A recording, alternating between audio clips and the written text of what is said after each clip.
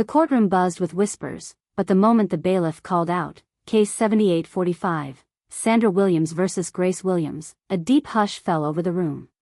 Eyes widened. A daughter suing her own mother? It sounded impossible, unreal, yet here they were.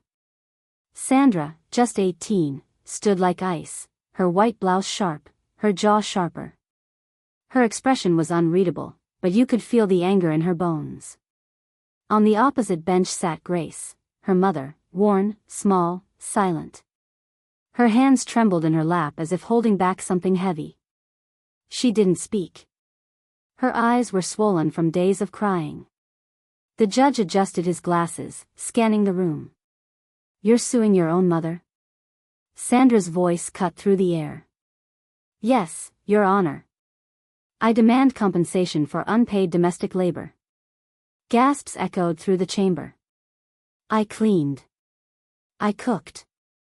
I raised my brothers. I put my life on hold. She used me." The room stared. Grace's lips moved but made no sound. Her heart was breaking in front of everyone, and she couldn't stop it. This wasn't just a case. It was war, between a mother who gave everything, and a daughter who believed she got nothing. And the worst part? The judge hadn't even opened the file yet. The judge leaned forward, steepling his fingers. "Miss Williams, do you understand the weight of your accusation?" Sandra nodded, stiffly. "I do."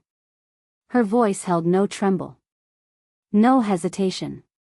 Just fury, quiet and controlled. Grace swallowed hard.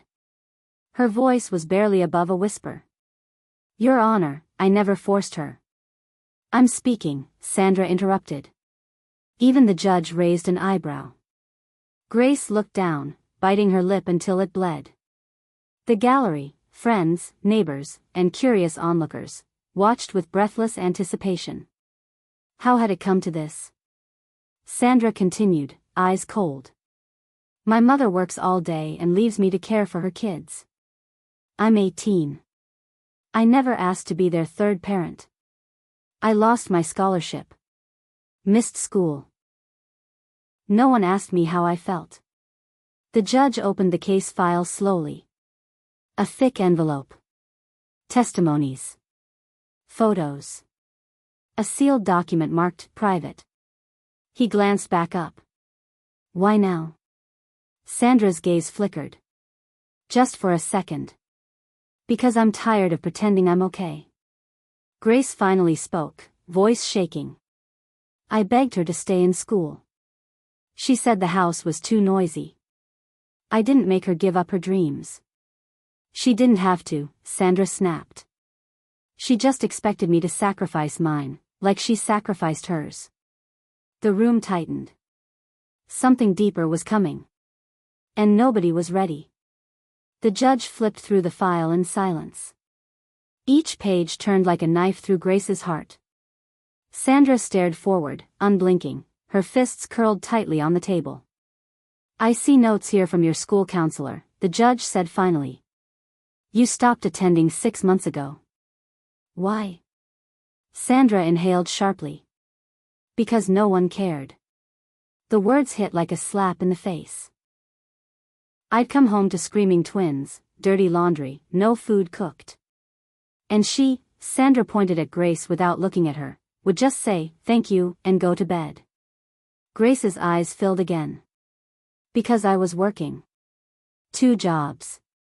I left at 5 a.m., came home at 10 p.m., just to keep the lights on. Then maybe," Sandra said bitterly, "you should have had fewer kids." A loud gasp spread across the courtroom. Grace didn't flinch.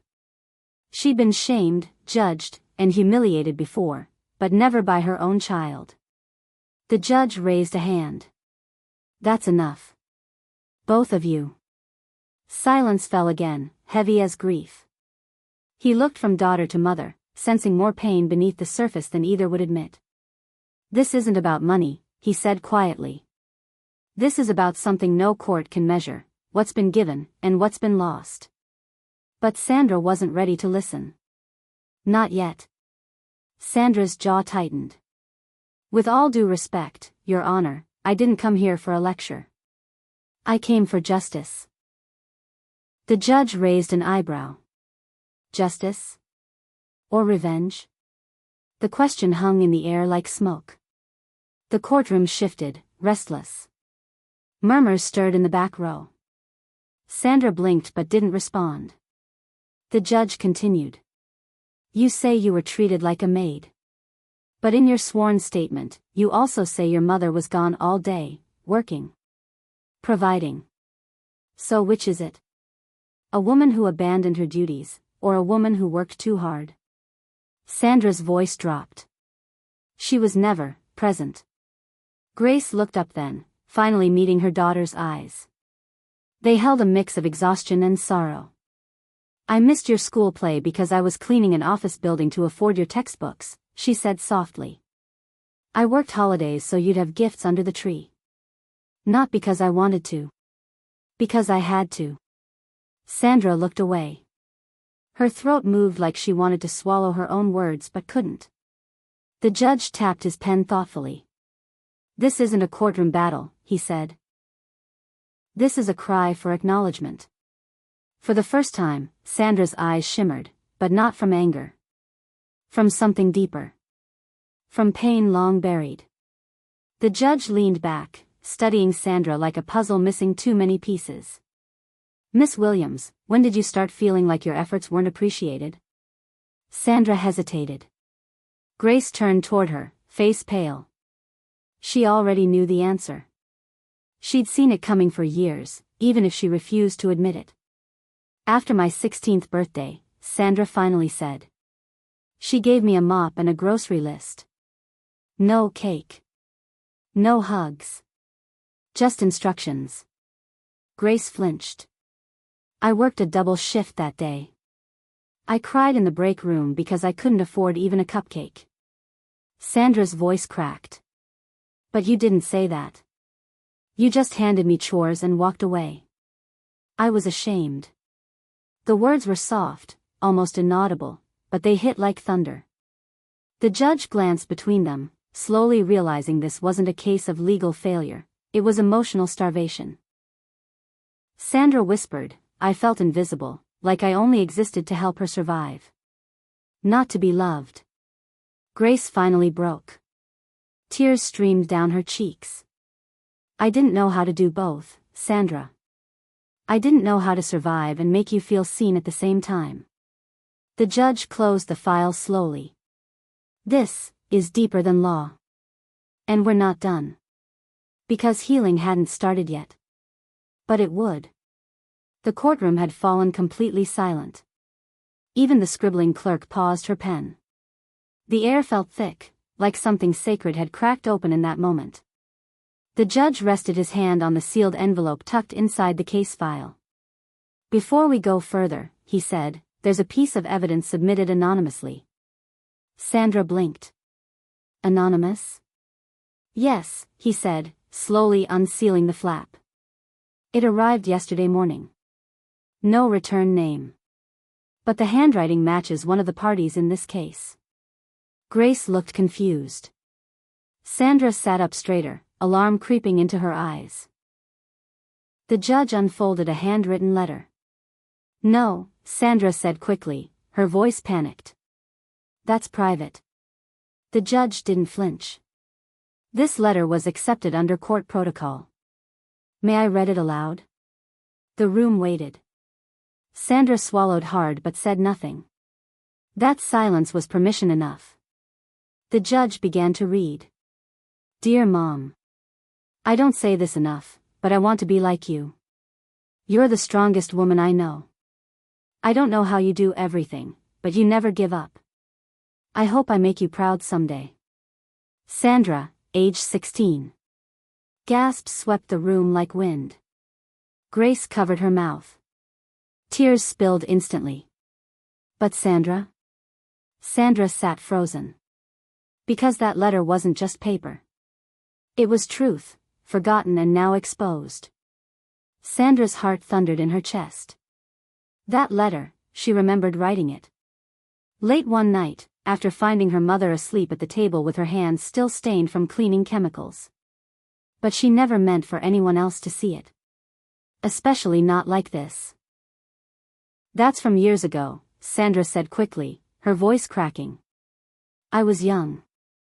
I didn't know what I was saying. The judge looked up. But you meant it, didn't you? Sandra opened her mouth, then closed it. Her eyes dropped to the floor. Grace clutched the letter like it was her lifeline. Her shoulders shook. You thought I was strong, she whispered. The judge interrupted gently. Miss Williams, somewhere between then and now, something broke. You felt abandoned, unseen. But that letter proves something deeper. You once admired your mother. Loved her. Wanted to be like her. Sandra's eyes filled with tears she had no idea she'd been holding back. I did, until I felt like I didn't matter anymore. You mattered, Grace whispered, her voice barely audible. You always mattered. I just didn't know how to show it. The room was still. No movement. No sound. Because this wasn't just a courtroom anymore. It was a battlefield of love, regret, and unspoken wounds finally bleeding out in the open. Sandra wiped her eyes quickly, as if showing emotion would undo the walls she'd built so carefully.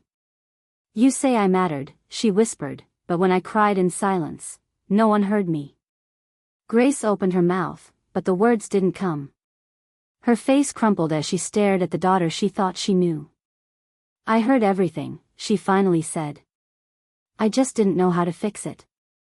The judge nodded slowly, his voice calm but firm. This court sees more than broken laws. We see broken people. And what I see is a daughter crying for acknowledgement and a mother drowning in guilt. He paused, then leaned forward. Sandra, what do you truly want from this court? Is it payment? Or is it to be seen? Sandra hesitated, her lip trembling. I wanted someone to notice. To see how much I gave up. I wanted her to say thank you. Just once. Grace's eyes widened. I thought you hated me. I didn't hate you. I resented feeling invisible. A hush fell again. This time heavier. The judge leaned back and said quietly, sometimes the deepest pain isn't caused by violence, but by silence. The courtroom didn't move. Because now, everyone was listening. For the first time, even them. The judge folded his hands. Sandra, you asked this court for financial compensation. But pain like yours, it doesn't come with a price tag. What would money change? Sandra looked away. Nothing. Not really. But it felt like the only way to make her understand. Grace leaned forward slightly. You didn't have to sue me to be heard. You could have just. I tried. Sandra snapped, eyes brimming again. Every day I cooked, cleaned, and helped with the twins, I prayed you'd see me. But you were always exhausted, always somewhere else. I stopped asking. I stopped hoping. Grace pressed her lips together, holding back a sob. I thought I was showing love by keeping you fed and clothed. By surviving. But I needed more than survival, Mom, Sandra whispered. I needed you. The words hit like thunder in Grace's chest. The judge stood for a moment, walking slowly to the window before turning back. Do you know how rare it is, he said softly, for two people in this room to still have the chance to fix what's broken? Neither mother nor daughter responded, but something shifted, so small, so fragile, it almost didn't register. The courtroom remained silent. Because for the first time, the walls around Sandra's heart were starting to crack. The judge returned to his bench, his face calm but intense. This court is not here to punish. It is here to reveal. To hold a mirror to pain most families bury and pretend doesn't exist. He looked at Sandra. So, here's my proposal. The courtroom straightened in anticipation. For 1 month, the judge continued, Sandra will live independently. On her own terms. No help from her mother. No obligation to anyone. Grace gasped slightly. Your Honor. The judge raised a hand. This is not a punishment. It's a reflection. He turned back to Sandra. If, after 30 days of paying your own bills, preparing your meals, and navigating the world without the burden or help of family, you still believe you're owed something, you may return, and we will reopen the case. The crowd murmured. A mix of surprise and disbelief. Sandra's eyes widened. You're sending me away? No, the judge said softly. I'm giving you space. To understand your worth without resentment clouding it, and to see what sacrifice looks like when it's yours to carry. Sandra looked over at Grace, who looked smaller than ever. For the first time, Sandra didn't feel angry. She felt afraid. Because truth was finally settling in. And truth doesn't comfort, it challenges. Sandra stood motionless as the judge's words sank in. 1 month. Alone. No support. No safety net. Her lips parted. Where will I go? The judge replied, we'll assign you temporary housing under supervised independence. You'll receive a stipend equivalent to minimum wage, what many single parents survive on. Grace's hand flew to her chest. She's still a child. She's 18, the judge said firmly. Legally an adult. And by her claim, she's already been living like one. The courtroom held its breath. Sandra's chin trembled, but she didn't cry. Not this time. Fine, she said. I'll do it. Grace turned toward her, eyes pleading. Sandra, please don't see this as exile. You're not being cast out. I never wanted you gone. But I felt gone. Sandra snapped, her voice louder than she intended. Every day I gave, and it was never enough. So maybe now, I'll finally know who I am without being needed. The judge nodded. That's the point. As the gavel struck the bench, echoing across the wood-paneled room, the sentence was not just legal, it was emotional. A daughter, stepping out into the world for the first time. And a mother, left behind with nothing but silence and hope. The apartment was small, barely enough space to stretch without hitting a wall. The mattress was thin, the kitchenette smelled of metal and burnt toast, and the window looked out onto an alleyway. Sandra dropped her bag on the floor and stood there, frozen. This was freedom. She wandered into the bathroom, flipped on the light. It flickered twice before staying on. The mirror above the sink was cracked. She stared at herself. No mother. No noise. No responsibilities. Also, no hugs. No warm meals. No one asking if she made it home safe. Her chest tightened. The next morning, she set out to find work. The court stipend would barely cover groceries. At the diner, they gave her the night shift. Her feet ached within hours. By day 3, her palms were blistered from dishes, and her back hurt from standing. She came home one night to silence so thick, it nearly choked her. She opened the fridge. 2 eggs. Half a bottle of water. No dinner waiting. No sleepy twin brothers giggling. No mom falling asleep at the table. She sat down and stared at the wall. And for the first time in weeks, she whispered. I miss home. But pride? Pride kept her phone untouched. The days blurred together, diner shifts, aching feet, cheap meals, and cold mornings. Sandra learned quickly that independence wasn't glamorous. It was survival, raw and relentless. One morning, after barely 3 hours of sleep, she burned her hand on a hot plate at work. Her supervisor grunted, handed her a bandage, and told her to keep going. At night, her tiny room echoed with loneliness. She scrolled through old photos, her and the twins playing in the park, her mother asleep on the couch with work shoes still on, birthday mornings with pancakes and laughter. She zoomed in on one picture. Grace was smiling, but there were dark circles under her eyes. In the background, Sandra could see schoolbooks, hers, open on the kitchen table next to a bottle of painkillers. She hadn't noticed it then. She saw it now. That night, Sandra didn't cry. She just sat still for hours, a dull ache pressing behind her eyes. Not from the burn. From the realization.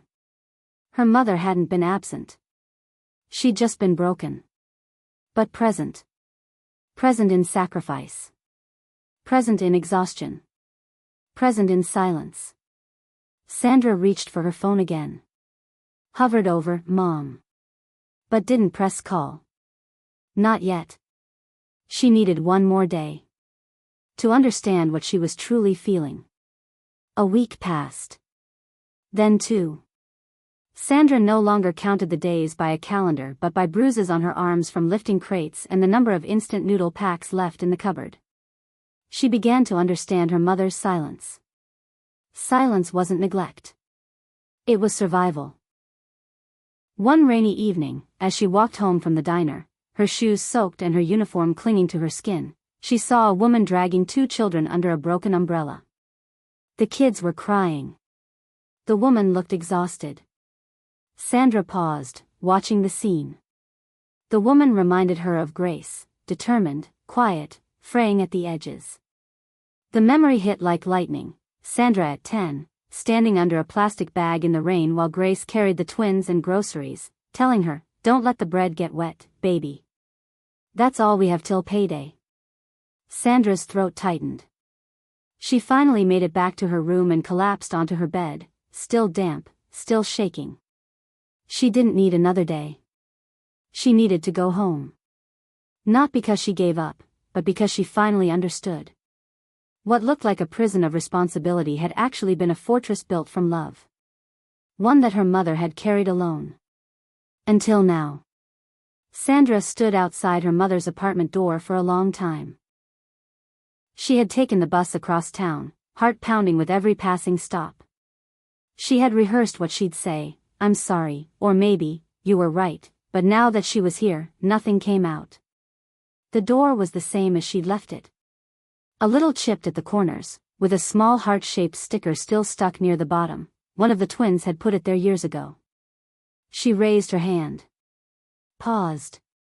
Lowered it. Then raised it again and knocked, softly. No answer. She waited. Knocked again. Footsteps shuffled behind the door. A pause. Then the knob turned. The door creaked open. Grace stood there, smaller than Sandra remembered.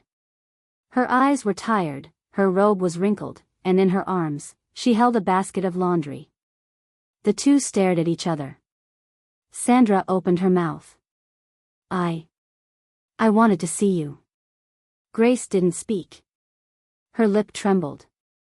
"I'm not here to argue," Sandra continued. I finally understand what you gave up. And I didn't say thank you. Not once." Grace's eyes filled with tears. Then, slowly, she stepped aside. And for the first time in weeks, Sandra walked inside.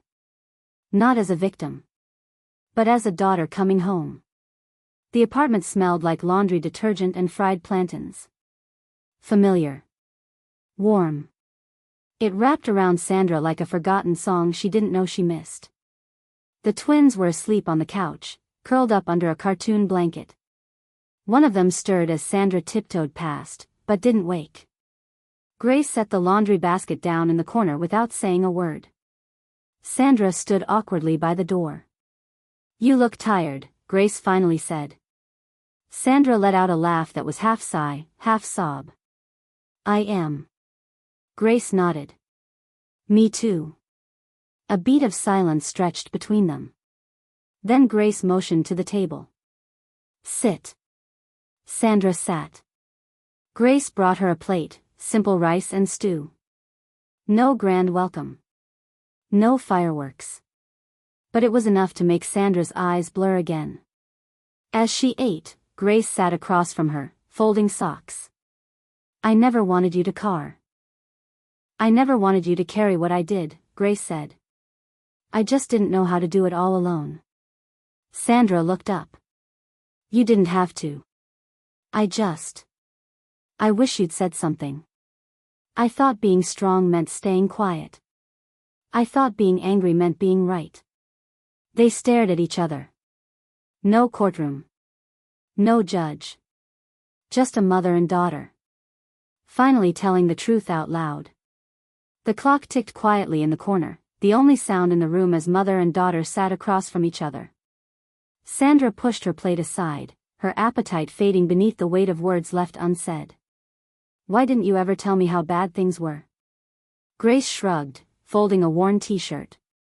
Mothers aren't supposed to complain. We're just supposed to carry everything. Sandra leaned forward. But I would have helped differently if I knew. You were already helping. Too much, maybe. I didn't want to steal your girlhood just because life stole mine. Sandra looked down at her hands, calloused from work. I didn't hate you, Mom. I was just so tired of not knowing how to ask for what I needed.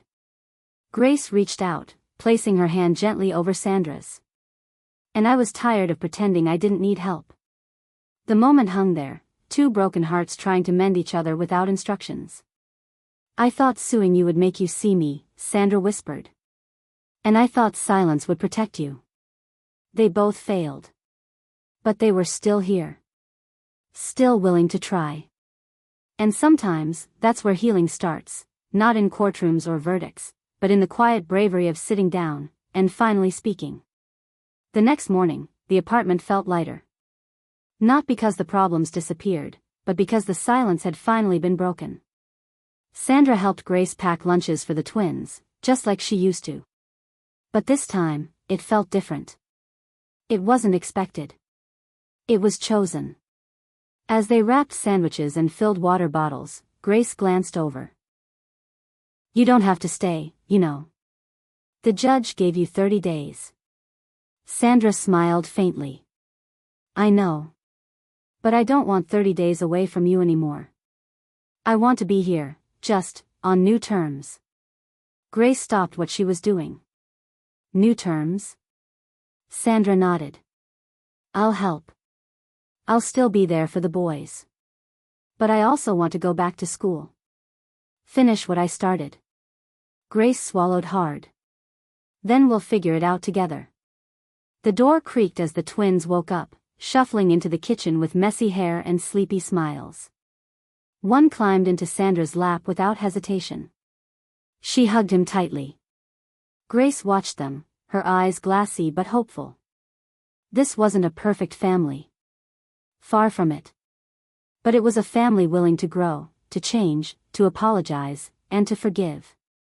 And that made them stronger than most. That evening, Sandra sat in her old bedroom. It felt smaller than she remembered, filled with relics of a younger, more hopeful version of herself. School medals, notebooks, drawings from the twins. She picked up an old journal from her nightstand. Flipping through the pages, she found one entry, written in shaky handwriting at 16. I want to help Mom, but I also want to breathe. I'm scared I'll grow up and forget who I am outside of her struggle. Tears welled up again, not from sadness, but from clarity. She hadn't forgotten who she was. She'd just taken a detour. And now, she was finding her way back. That night, she sat beside her mother on the couch. No TV. No distractions. Just the quiet of two women who had spent too long holding in too much. Grace broke the silence. You know. I kept that letter. The one you wrote me. Sandra looked over. You did? Grace nodded. It was folded up in my wallet for 2 years. Whenever I felt like I was failing, I'd read it. Sandra smiled through watery eyes. I meant every word. Grace reached for her hand. No more silence, she said. No more lawsuits, Sandra whispered back. And for the first time, they laughed. The final week of Sandra's 30-day challenge arrived, but she wasn't counting the days anymore. She had returned home, not as a defeated daughter, but as a grown woman learning balance, healing, and grace. Still, she knew she had to return to court to formally close the case. Grace offered to come with her, but Sandra shook her head. This time, I speak for both of us. The courtroom was quieter than before. Fewer spectators. Less buzz. But the same judge sat at the bench, flipping through the file. He looked up as Sandra stood confidently before him. "No legal representation today?" he asked. "No, Your Honor," she replied. "I'm not here to reopen anything. I'm here to withdraw the case." The judge raised an eyebrow. "May I ask why?" Sandra took a breath. "Because I no longer want compensation for the past. I want connection for the future. And no amount of money could ever buy what we rebuilt." The judge gave a faint smile, nodding slowly. "I hoped you'd say that." He struck his gavel gently. Case closed. Sandra walked out into the sun, the courthouse behind her. No cameras. No applause. Just the quiet knowing. She didn't win the case. She won something far more rare. Peace. Life after the court case wasn't magically perfect, but it was different. Better. Sandra returned to school part-time, balancing classes with her job at the diner. Grace adjusted her hours to be home earlier in the evenings, even if it meant a tighter budget. They still argued sometimes. About chores, noise, exhaustion. But now, it ended with, "Let's talk about it," instead of slammed doors or buried resentment. One evening, Sandra came home from class to find a small cake on the table. She blinked. "What's this?" Grace smiled. "You're officially 1 month back in school. That deserves celebrating." Sandra sat down, overwhelmed. "You used to make me pancakes for milestones," she whispered. "Even when we barely had anything." Grace looked down at her hands. "I did my best. But I know I failed you in ways that don't show up on paper." Sandra reached across the table, touching her hand. "And I judged you for the things I didn't understand." They cut the cake in silence, tears blurring their vision. Not because of guilt or shame. But because growth is loud in the quietest of moments. And for once, they weren't surviving. They were living. Together. On new terms.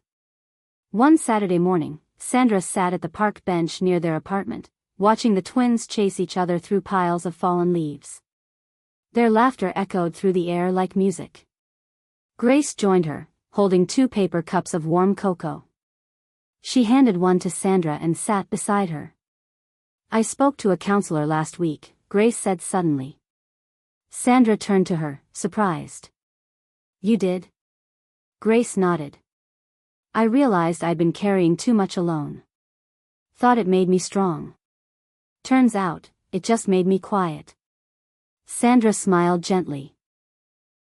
"I started seeing the campus therapist too. I figured, if I can take care of everyone else, I should learn how to take care of me too." They sipped in silence, the chill of the morning softened by warmth, both in their hands and between them. Grace broke the silence again. "You know, I used to worry if I was raising you right." Sandra looked out at the twins. "You didn't raise me perfectly, Mom." Grace winced. "But you raised me real. And somehow, that made me brave." Grace's eyes shimmered. "You are brave. Even when you hated me, I saw it." Sandra leaned her head on her mother's shoulder. "I never hated you," she said. "I just missed you." Later that evening, Sandra sat alone on the balcony, wrapped in a blanket, watching the city lights flicker. The world moved on outside, cars passed, laughter spilled from open windows, music drifted through the air. But inside her, everything had changed. Her phone buzzed. It was a message from her school advisor. "Your reinstatement is confirmed. Welcome back." She smiled, staring at the words for a long time. It wasn't just about going back to school, it was about reclaiming the part of herself she'd buried under years of resentment and responsibility. Grace stepped outside, handing her a cup of tea. You okay? Sandra nodded. I got approved. I'm going back full-time. Grace sat beside her, her face soft with pride. Your father would have been proud too.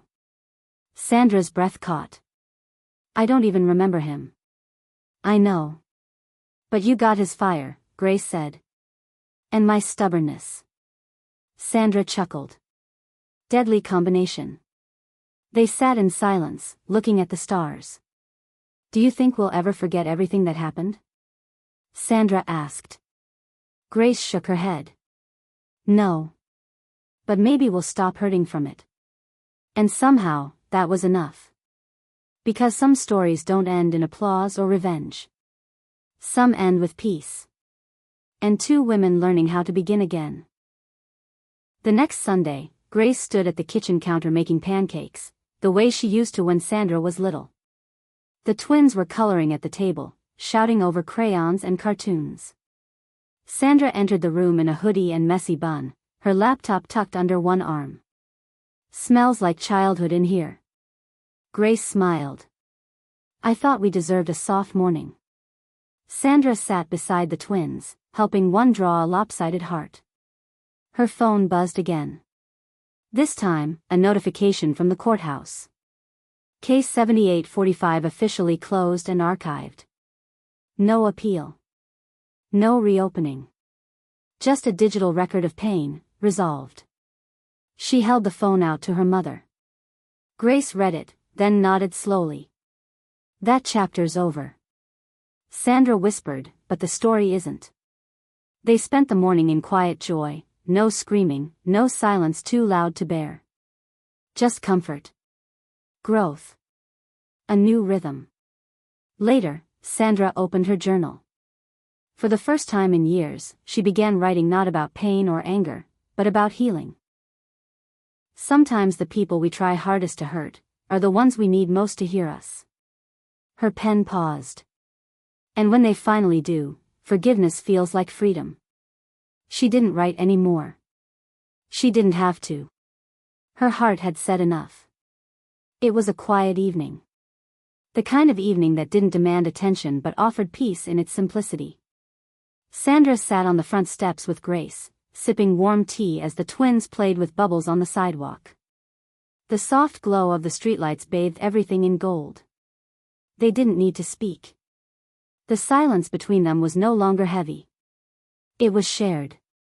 Understood. I never imagined we'd be here, Grace said finally. Sandra looked at her. Neither did I. But I'm glad we are. Grace turned to her daughter. I didn't know how to raise a girl who was growing faster than I could catch up. You were always strong. I just didn't know how to help you hold your strength without crushing you. Sandra smiled softly. You didn't crush me. You shaped me. The wind stirred the leaves. A bubble floated past, catching the light.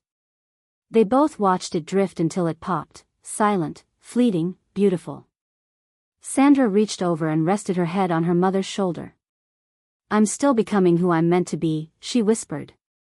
Grace placed her hand over Sandra's. So am I. No judge. No verdict. Just two women. Finally free.